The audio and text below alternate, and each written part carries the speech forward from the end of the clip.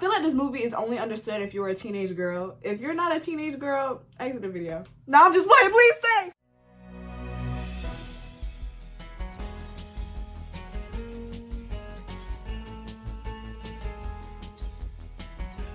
Hey guys, it's Sydney, and today I am back with another video. I will be talking about Sofia Coppola, and she might have mothered. The mother card is being handed to her. But if I watch another movie by her and it's bad, I revoked. So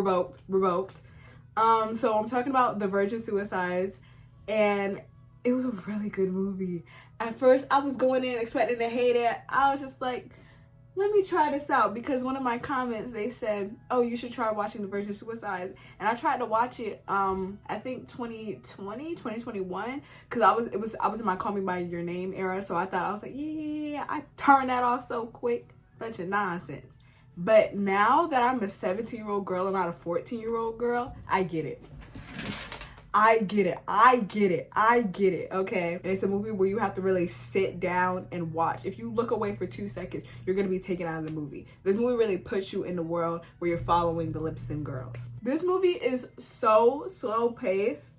Like, this feels like the longest year ever in movie time.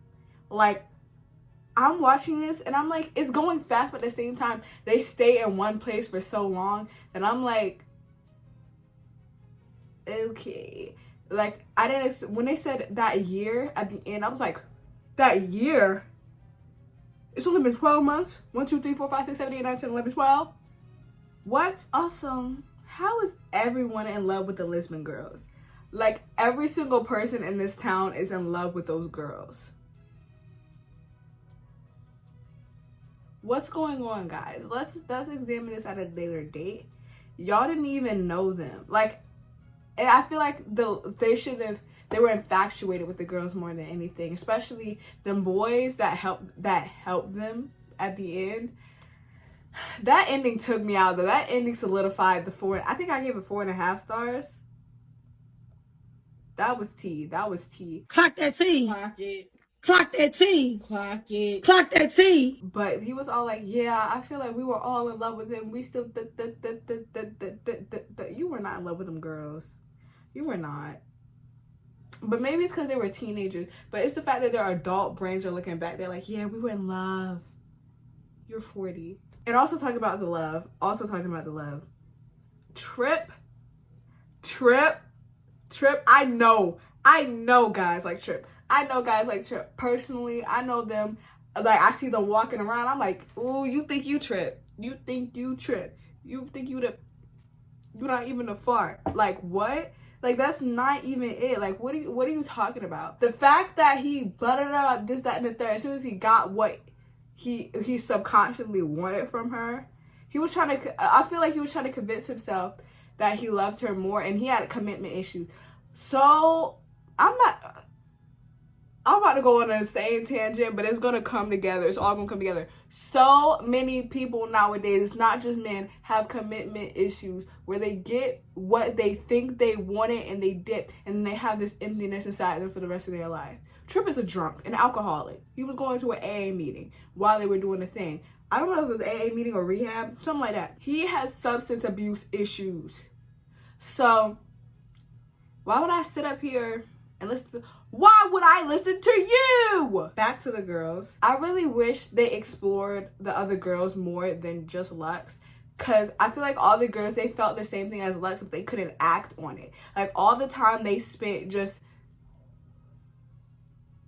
fading through the world, like, they could have spent it on building these girls' characters, because the only one that, like, they were all very complex and they were all very mysterious. And I feel like they did that on purpose also, because Lux was the only one you openly saw rebelling against their parents. Like, the other girls, they had no idea what they were doing, how they operated, and this, that, and the third. But they saw a Lux up there sleeping with men on the top of a rooftop. They're clocking her tea.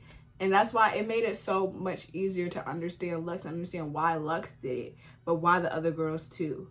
Me personally, if I was locked up in my house for weeks with no contact to the outside world except magazines, because it was the 70s, so they really had no contact with the outside world.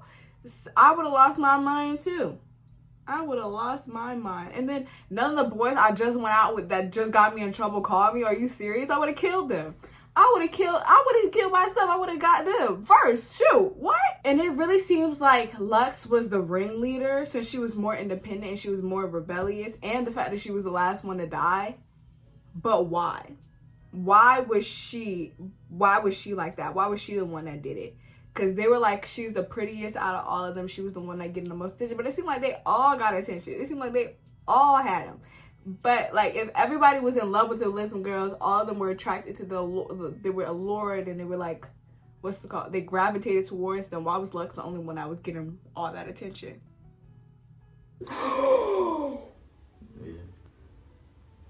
Lux invented literally me characters for women.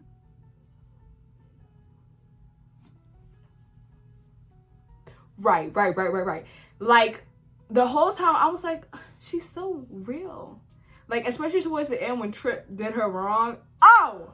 I was like, oh my god, she's so me, except for all the sleeping with men on the rooftops. I can't relate to that. I cannot. Girl, that's all you. She was like, tell Trip he's a piece of garbage. I don't want him no more. Popping her stuff, popping her gums. Oh, that's me. Oh, that's Sydney's all day. That's Sydney all day. I mean, pop. But you can never let these men see you sweat wet. Anyways, I feel like it still has the issues that a lot of Sofia Coppola movies have, with the fact that it prioritizes the vibe of the movie instead of the actual plot of the movie. Because there's actually little to no plot in the movie. Like, the entire movie, you're just waiting for them to die. Like, I was like, when these girls gonna kill themselves?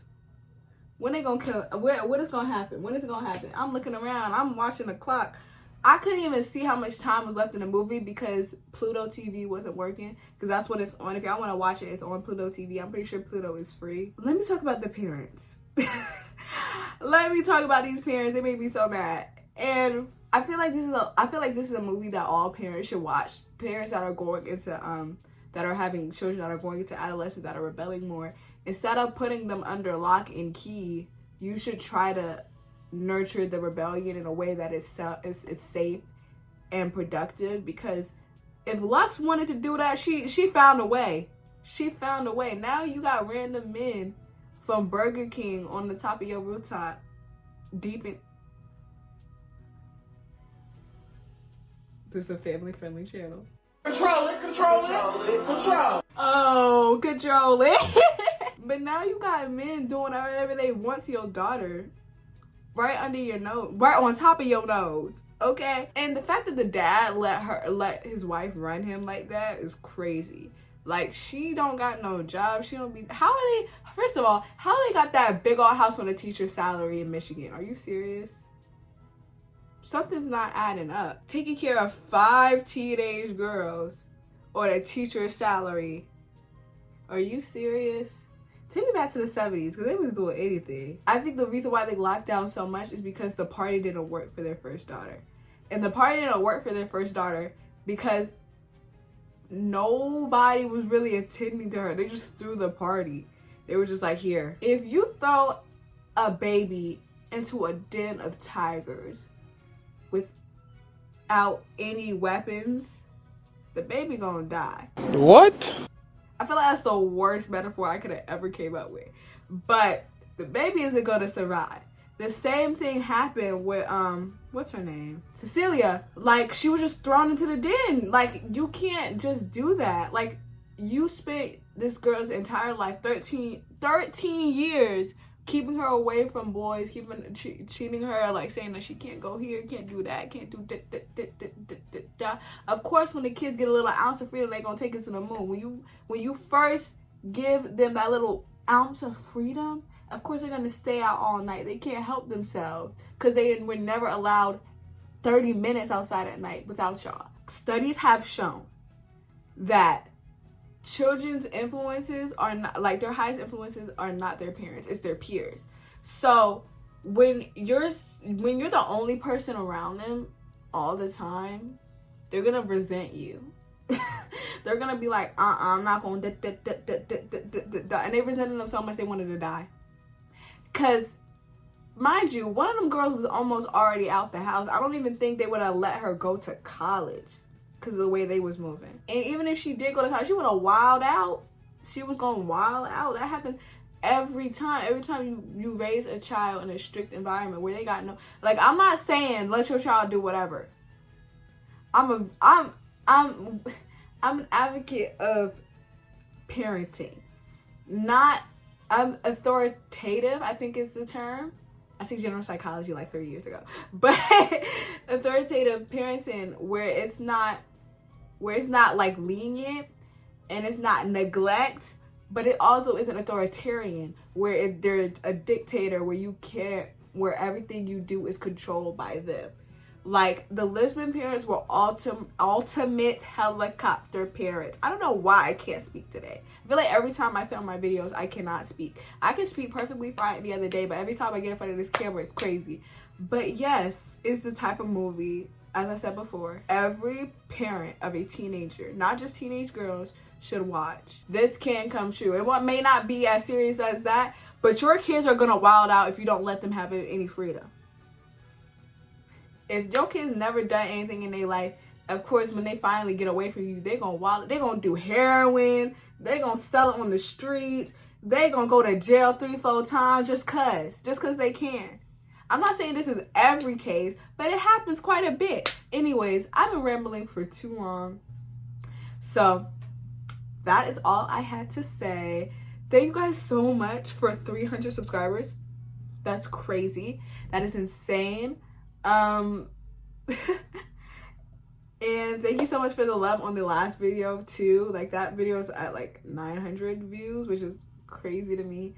Thank you so much for the support so far. Make sure you follow all of my social medias, blondedsydney on Instagram and letterboxd. The review that I have for the Virgin Suicides will be in the description. Bye guys.